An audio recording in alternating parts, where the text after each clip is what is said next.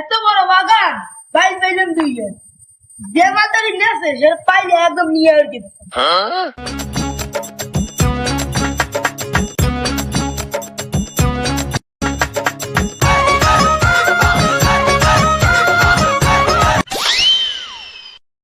মোটু বন্ধু তুই বাড়িতে দিলে যাও কই বন্ধু তুই যে প্রথমে মন্দু কাজি সেটা আমি খুশি হই কিন্তু বেটা তুই মন্দুটা পাইলি কে এবার তোর তো মোটুর মতনই দেখায়।